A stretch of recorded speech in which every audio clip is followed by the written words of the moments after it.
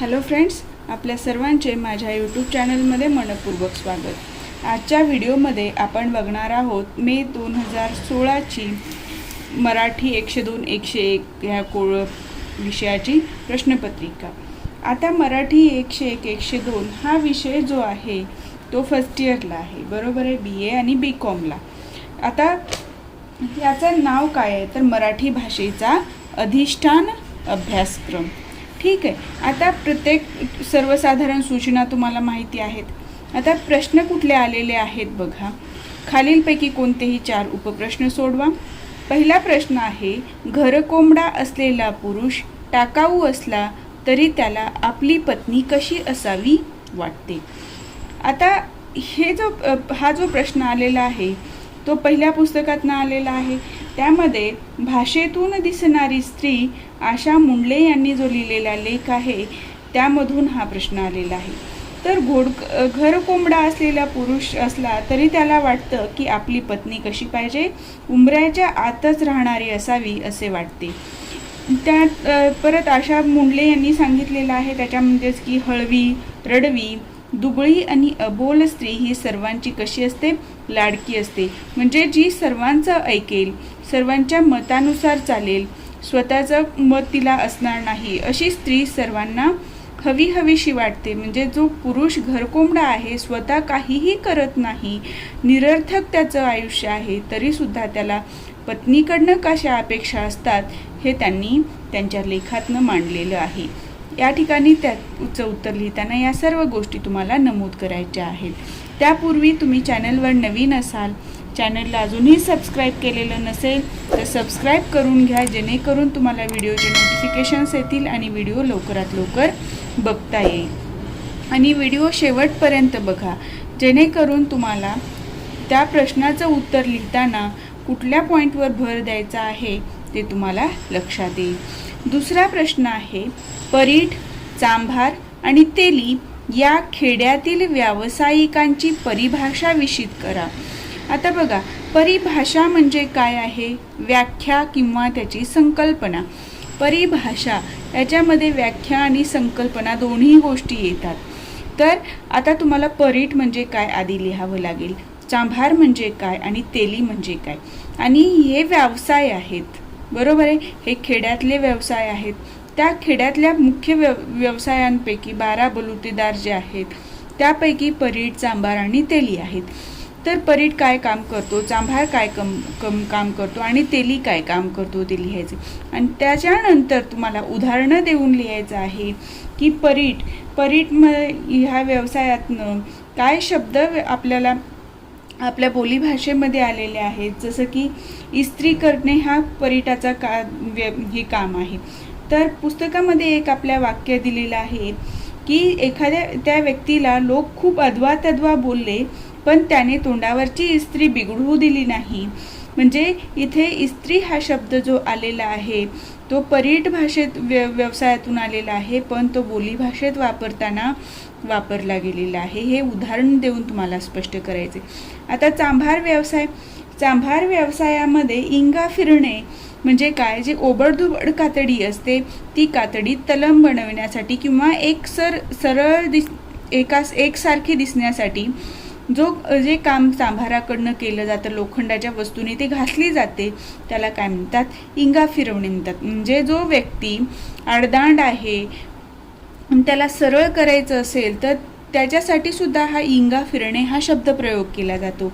आणि आपल्याला सांगितलेलं आहे की मोठे खाडखाड बोलत आहेत पण एखाद्या साहेबापुढे गेला आणि त्याची नोकरी गेली तर त्याचा इंगा नरम होईल। म्हणजे इथे काय, त्याचे जे हे आहे आत्ताची भाषा किंवा आत्ताचा जो व्यवहार आहे तो या पद्धतीने म्हणजे इंगा फिरणे या शब्दातनं कसा कमी होतो ते व्यक्त होतं। आता तेली याचं काम काय असतं, घाणा काढणे म्हणजे तेल काढणे।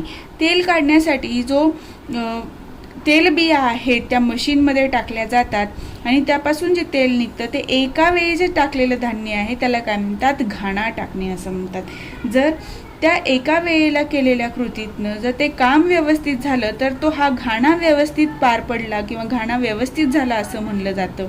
पण जर ते काम व्यवस्थित झालं नाही तर हा घाणा नीट निघाला नाही असं वाक्य बोललं जातं. म्हणजे हे जे शब्द जे आलेले आहेत, इस्त्री न हालणे, इंगा फिरणे, घाणा काढणे, हे जे शब्दप्रयोग आहेत ते या व्यावसायिक भाषेतून आलेले आहेत. हे आपल्याला उत्तरामध्ये नमूद करायचं आहे. ठीक आहे. आता तिसरा प्रश्न आहे, पुरुषांचा स्त्रीकडे पाहण्याचा दृष्टिकोन तुमच्या शब्दात मांडा. आता पुरुष स्त्रीकडे एक उपभोगाची वस्तू म्हणून, एक आर्थिक संपदा म्हणून कसे पाहतात, हे सर्व तुम्हाला तुमच्या दृष्टिकोनातून बघायचं आहे. बघा इथे शब्द दिले, दृष्टिकोन तुमच्या शब्दात मांडा. म्हणजे तुम्हाला काय वाटतं, पुरुषांचा स्त्रीकडे बघण्याचा दृष्टिकोन सध्या परिस्थितीत काय आहे, हे तुम्हाला इथे व्यक्त करायचं आहे.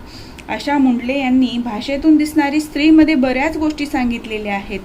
पुरुष स्त्रीकडे एक उपभोगाची वस्तू म्हणून कशी बघतो, परत स्त्री म्हणजे फक्त ऐकून म्हणजे काम करणारं मशीन, किंवा स्त्रीच्या शरीराची हेळसांड कशी केली जाते, किंवा कुठले शब्द वापरले जातात, त्या शब्दप्रयोगांचं त्यांनी तिथे वर्णन केलेलं आहे. पण तुम्हाला काय करायचं आहे, सध्या परिस्थितीमध्ये पुरुष स्त्रीकडे कुठल्या दृष्टिकोनातून बघतो ते तुम्हाला स्वतःच्या भाषेमध्ये, स्वतःच्या शब्दामध्ये 75 ते 100 शब्दामध्ये लिहायचं आहे. आता तो स्वतःची कॉम्पिटिटर म्हणून बघतो, की समानतेनं बघतो, की अजूनही खालच्या दर्जाची वागणूक दिली जाते, ग्रामीण भागात कशी वागणूक दिली जाते, शहरी भागात कशी दिली जाते, ह्या सर्व गोष्टींचा उल्लेख तुमचा या प्रश्नाचं उत्तर लिहिताना आलं पाहिजे. चौथा प्रश्न आहे, परकीय शब्दांना मराठी पर्याय देण्याचे काम कोणी व कशा पद्धतीने करावे असे शिरवाडकरांना वाटते. वि.वा. शिरवाडकर हे म्हणतात की काही शब्द आहेत परकीय भाषेतले, जसे आपण टेबल, पेन हे जे शब्द वापरतो, लॅपटॉप किंवा मोबाईल, हे जे शब्द आहेत परकीय भाषेतले आहेत, बरोबर आहे, ते आपण मराठी भाषेमध्ये जसेच्या तसे वापरतो. पण वि.वा. शिरवाडकरांना वाटतं की हे परकीय शब्द जे आहेत ते मराठी भाषेत जसे त्या तसे तरी एकतर येतात किंवा त्यांना पर्यायी शब्द येतो. जसं मोबाईलला भ्रमणध्वनी आलेला आहे, म्हणजे हा भ्रमणध्वनी हा शब्द कसा आला, कॅप्टन जर घेतलं, क्रिकेट हा शब्द घेतला, तर कसे डेव्हलप झालेले आहेत ते, तर या परकीय शब्दांना मराठी पर्यायी शब्द देण्याचे काम कोणी करायचं आहे असं वि.वा. शिरवाडकरांना वाटतं. तर जे भाषा पंडित आहेत, वाङ्मयीन पंडित आहेत, वाङ्मयीन संस्था आहेत किंवा शासन आहे, ह्या सर्वांनी प्रयत्न केले पाहिजेत. वर्तमानपत्रकार जे आहे, म्हणजे पत्रकार जो वर्तमानपत्रात बातम्या देतो, त्या सर्वांनी मराठी शब्दांना परकीय शब्द, पर्यायी शब्द देण्याचं काम करायचं आहे असं त्यांनी सांगितले. आणि त्यातल्या त्यात जे वर्तमानपत्रात पत्रकार जे काम करतात त्यांना जास्त यश आलेलं आहे, हे त्यांनी या त्यांच्या लेखातनं व्यक्त केलेलं आहे. हे सर्व तुम्हाला या ठिकाणी लिहायचं आहे. प्रत्येकाचं लिहा. जसं भाषा पंडितांनी काय करावं, वर्तमान पत्रकारांनी काय करावं, शासन संस्थांनी काय करावं, वाङ्मयीन संस्थांनी काय करावं, आणि कशा पद्धतीने त्यांनी पर्यायी शब्दांना शब्द सुचवावेत, आणि उदाहरणं देऊन ते तुम्हाला तिथे स्पष्ट करायचं आहे. पाचवा प्रश्न आहे, भौतिक संस्कृतीचा अभौतिक संस्कृतीशी कसा मेळ घातला आहे, त्यासाठी त्यांनी मांडलेले मत सविस्तर मांडा. आता लेखकांनी भौतिक संस्कृती आणि अभौतिक संस्कृती यावर एक लेख आहे पुस्तकामध्ये आपल्या.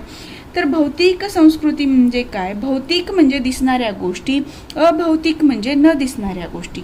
आता भौतिक गोष्टीमध्ये आपल्याला दिसतात, आता सरळ आपण आपल्या फक्त इथल्या लेक्चर चालू आहे यातला विचार करूया. आता हा पेन दिसतो, हा भौतिक गोष्ट आहे. हे पेज जे पानाने लिहिलेलं आहे ती भौतिक गोष्ट आहे, ठीक आहे. पण अभौतिक गोष्ट कुठली, जी माझ्या मनामध्ये तुम्हाला आता जे काही तुम्हाला ह्या प्रश्नाचं उत्तर सांगायचं आहे ते तुम्हाला दिसतं का, नाही, तर ती काय झाली, अभौतिक गोष्ट झाली. उदाहरण घ्यायचं झालं तर बघा, देवाची मूर्ती आपल्याला दिसते, पण देव आहे की नाही, त्याचं अस्तित्व जाणवतं की नाही, ही अभौतिक गोष्ट झाली, ही अभौतिक संस्कृती झाली. म्हणजे तुम्हाला ही संस्कृती जरी आपण फक्त या शब्दावर भर दिला तर संस्कृती कशी निर्माण झाली. नीती नियम आपण म्हणतो की तुला आई बहीण आहे की नाही असं वागतो.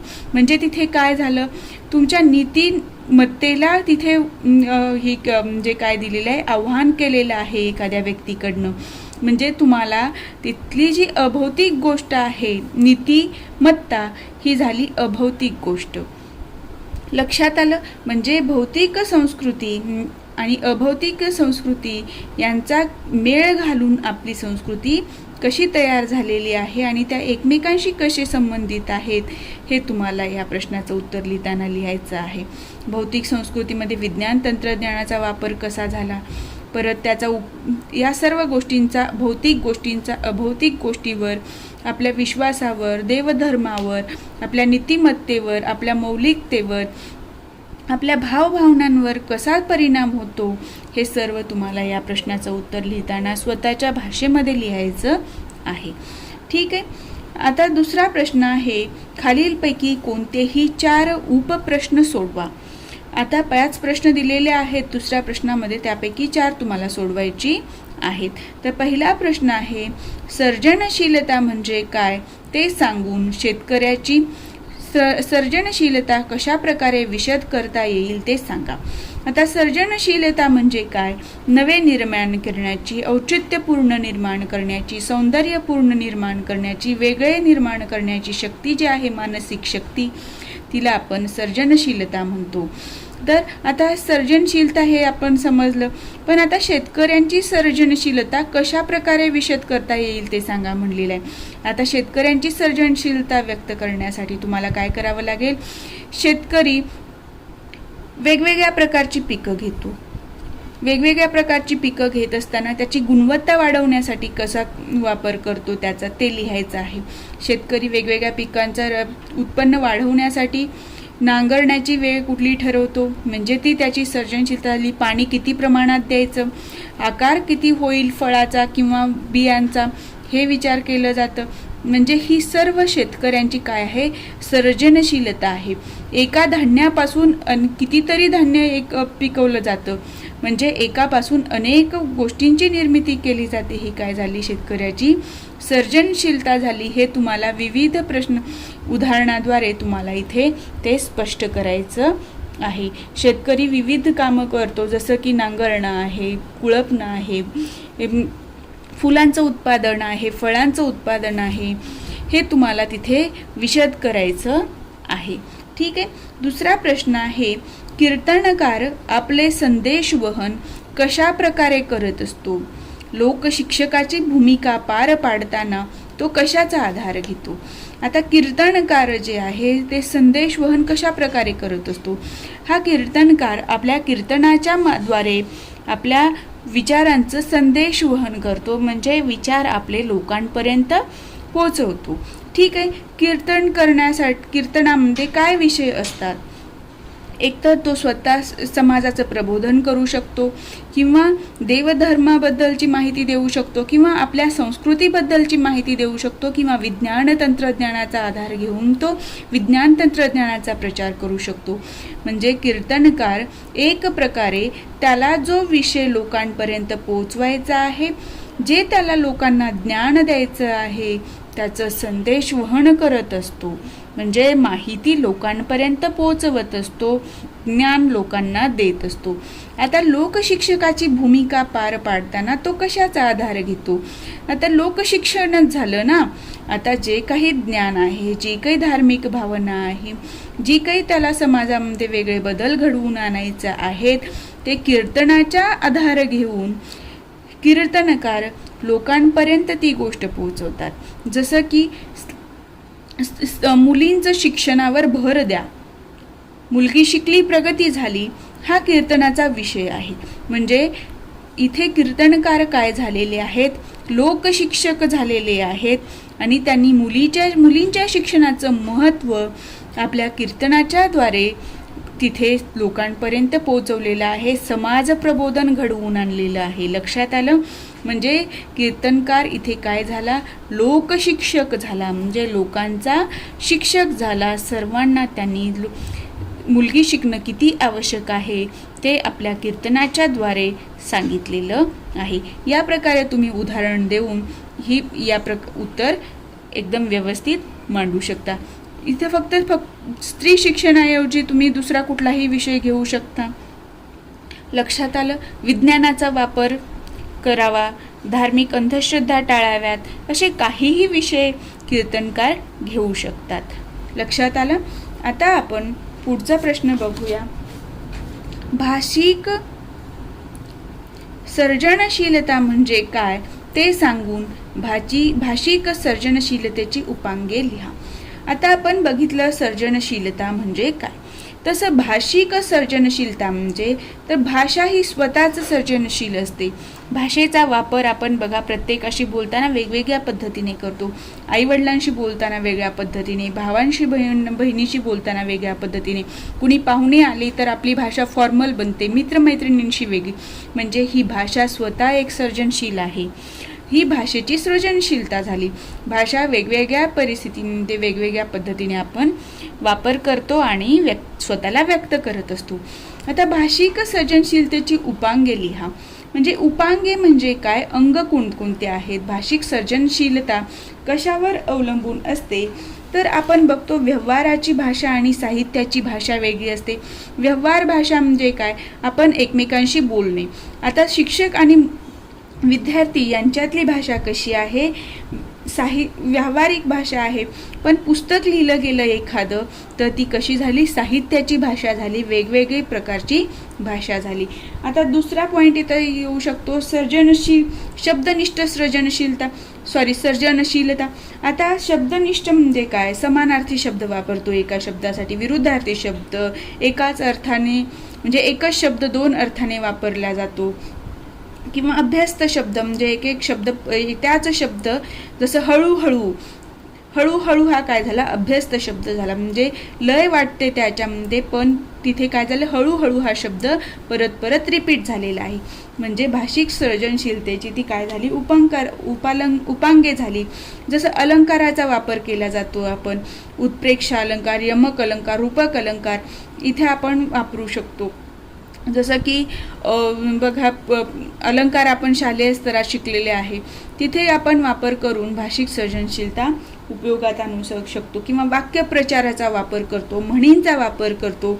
म्हणजे ही जी भाषिक सर्जनशीलतेची उपांगे आहेत ती तुम्हाला उदाहरणं देऊन स्पष्ट करायची आहेत. चौथा प्रश्न आहे, खालील शब्दांचे समानार्थी शब्द लिहा. आता हे शब्द दिलेले आहेत 5, याच्यासाठी तुम्हाला समानार्थी शब्द लिहायचे आहेत. उमाका, मुलगा, डोके, घर, घोर, नवरा. घोर म्हणजे काळजी, नवरा म्हणजे पती, डोके म्हणजे शीर, मुलगा म्हणजे पुत्र, सूत. हे जे आहे ते तुम्हाला उत्तरं लिहायचे आहेत. आता 5वा प्रश्न आहे, खालील शब्दांचा अर्थ विशद करा. हे शब्द दिलेले आहेत, त्यांचा अर्थ तुम्हाला तुमच्या भाषेमध्ये सांगायचा आहे. साप्ताहिक म्हणजे काय तर सप्ताह आपल्याला म्हणजे साप्ताहिक म्हणजे 7 दिवसांचा एक दिवस. आठवड्याला जे पब्लिश होतं म्हणजे त्याला काय म्हणतो आपण, साप्ताहिक म्हणतो. दैनिक म्हणजे दररोजचे. मासिक म्हणजे महिन्याला येणारे. द्वैमासिक म्हणजे 2 महिन्यातून एक वेळा येणारे. आठवडा म्हणजे 7 दिवसांचा एक समुच्चय. म्हणजे हे जे शब्द आहेत त्याचा अर्थ तुम्हाला इथे लिहायचा आहे. एक शब्द लिहा, त्याचा पुढे अर्थ विशद करायचा आहे. 3रा प्रश्न बघा, खालीलपैकी कोणतेही 4 उपप्रश्न सोडवा. आता पहिला प्रश्न आहे, अलंकार म्हणजे काय ते सांगून अलंकाराचे प्रकार लिहा. अलंकार म्हणजे काय, आता बघा अलंकार म्हणजे एखादा अशी गोष्ट जी घातल्यामुळे त्या गोष्टीची शोभा वाढते, त्याला आपण अलंकार म्हणतो. तसंच शब्दांची शोभा वाढविण्यासाठी वेगवेगळे प्रयोग केले जाते भाषेवर, त्याला काय म्हणतो आपण, अलंकार म्हणतो. अलंकाराचे प्रकार किती आहेत, शब्द अलंकार, अर्थ अलंकार.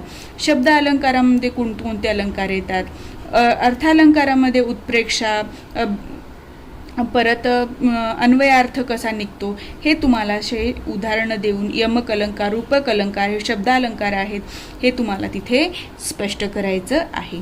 आता पुढचा प्रश्न आहे, अग्रलेख म्हणजे काय ते सांगून अग्रलेखात कोणत्या बाबी प्रामुख्याने पाळले जाते. अग्रलेख म्हणजे संपादकीय लेख. आपण जे वर्तमानपत्र वाचतो त्यामध्ये संपादकीय लिहिलेलं असतं, ते संपादकीय जे असतं ते काय असतं, अग्रलेख असतं. आता ह्या अग्रलेखामध्ये प्रामुख्याने कोणती बाब पाळली जाते, तर अग्रलेख लिहिताना त्याचा उपयोग काय असतो, तर वर्तमानपत्राचा जो संपादक असतो त्याचे विचार लोकांपर्यंत या अग्रलेखातून मांडतो. ते मांडताना त्याच्यामध्ये वस्तुनिष्ठता असली पाहिजे, त्याच्यामध्ये अंधश्रद्धेला वाव नसला पाहिजे, लोकप्रबोधन घडलं पाहिजे. ह्या ज्या बाबी आहेत त्या तुम्हाला अग्रलेख लिहिताना पाळल्या पाहिजेत, हे तुम्हाला तिथे लिहायचं आहे. लक्षात आलं. तिसरा प्रश्न आहे, लोककथा म्हणजे काय ते सांगा आणि लोककथेत वापरली जाणारी भाषा सांगा. लोककथा म्हणजे काय आहे, परंपरेने एकाच्या तोंडातून म्हणजे मुख परंपरेने जी गोष्ट चालत आलेली आहे, जी कथा सांगितलेली आहे तिला लोककथा म्हणतात. म्हणजे आपले आजी आजोबा जे गोष्ट सांगायची ते त्यांना त्यांच्या आजी आजोबांनी आईवडिलांनी सांगितलेली होती. ही जी लोककथा आहे फक्त परंपरेने कुठेच लिहिलेली नाहीये, फक्त एकाच्या तोंडातून दुसऱ्याला, दुसऱ्याच्या तोंडातून तिसऱ्याला, म्हणजे ही फक्त कशी झालेली आहे, ती कथा पुढे पिढ्यानपिढ्या वाढत आलेली आहे, तिला लोककथा म्हणतात. आता लोककथेत वापरली जाणारी भाषा सांगा. आता आपण उदाहरण बघितलं तर नाचणारा मोर जे पुस्तकातली कविता आहे ती सांगताना कुठल्या प्रकारची भाषा वापरलेली आहे, त्यामध्ये तिथं बघा वेगवेगळे शब्द जे परंपरेने आलेले काही आहेत किंवा सध्या परिस्थितीमध्ये लागू होणारे शब्द त्यामध्ये घातलेले आहेत. लोककथा सांगताना भाषण म्हणजे तो प्रेझेंट व्यक्ती तिथे ती कथा बघताना, ती घटना बघताना स्वतः उपस्थित होता, या पद्धतीने तिथे सांगितली गेलेली आहे. म्हणजे लोककथा सांगताना कोणती भाषा वापरली पाहिजे ते तिथे सांगितलेलं आहे. त्याचा अभ्यास करून तुम्ही याचं उत्तर व्यवस्थित लिहू शकता. आता पुढचा प्रश्न आहे, खालील शब्दांचे समानार्थी शब्द सांगा. समानार्थी शब्द हे सर्जनशीलतेचं काय आहे, उपांग आहे, बरोबर आहे.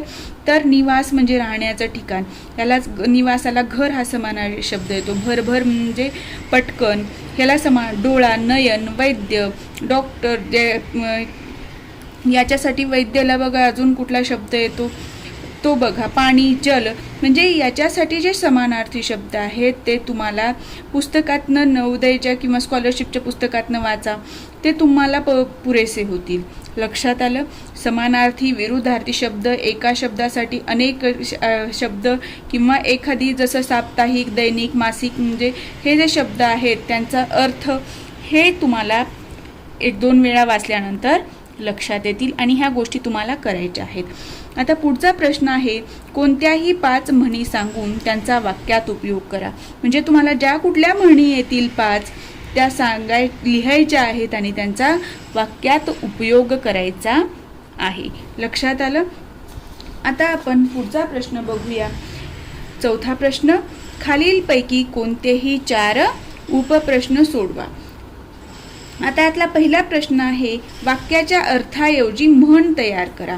आता हे वाक्य दिलेले आहेत, प्रमुख बाबीपेक्षा गौण बाबीला महत्त्व येणे, एखाद्या कार्याकरता प्रतिज्ञा करणे, मनल्यास होणे, लिहिणे, भरभराट होणे, हे काय दिलेले तुम्हाला 5 वाक्य दिलेले आहेत. आता ह्या 5 वाक्यापैकी तुम्हाला जे 5 प्रश्न आहेत त्यापैकी हे वाचल्यानंतर तुम्हाला बघायचं आहे की यातले सर्व प्रश्न शब्दांचे वाक्यांचे अर्थ तुम्हाला सांगता येतील का, त्यांचे म्हण तयार करता येईल का, तर हे प्रश्न तुम्ही पिकअप करायचे आहेत आणि सोडवायचे आहेत. आता भरभराट होणे म्हणजे काय, प्रगती होणे किंवा शिखर गाठणे. भरभराट होणेला म्हण म्हणू शकतो आपण शिखर गाठणे. एखादी कार्याकरता प्रतिज्ञा करणे म्हणजे भीष्म प्रतिज्ञा करणे.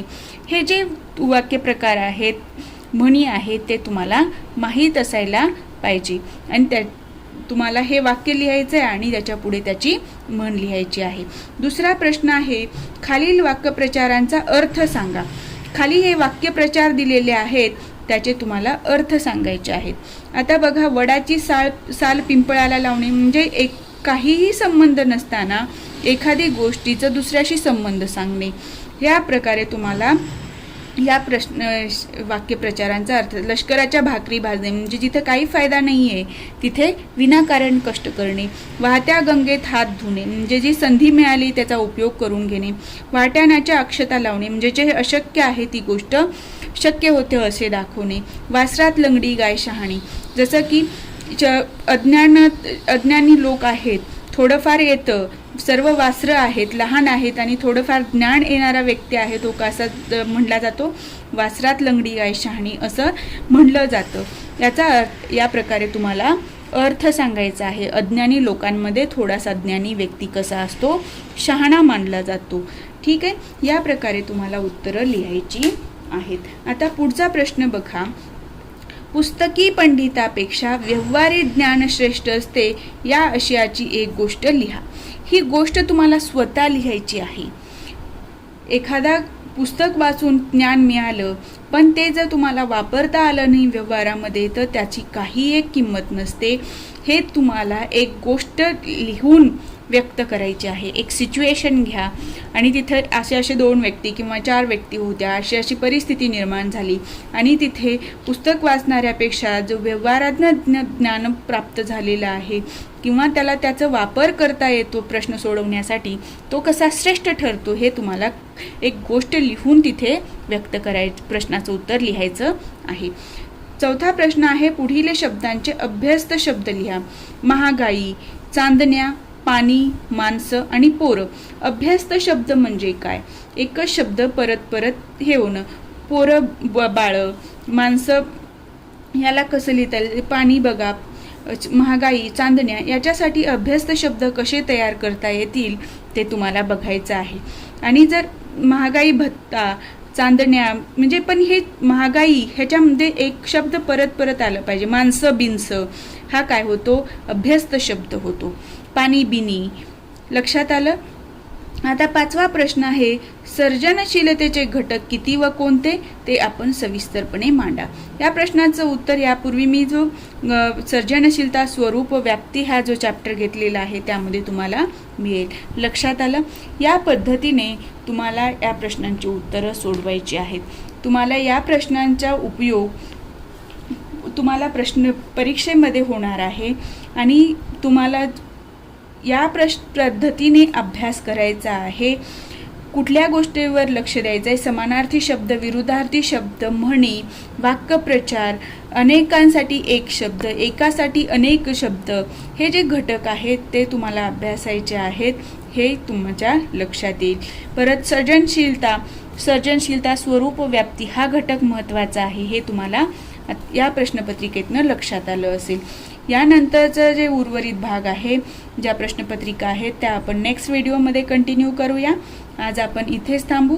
तुम्हाला जर माझा व्हिडिओ आवडला असेल तर व्हिडिओला लाईक करा, चॅनलवर नवीन असाल तर चॅनलला सबस्क्राईब करायला विसरू नका।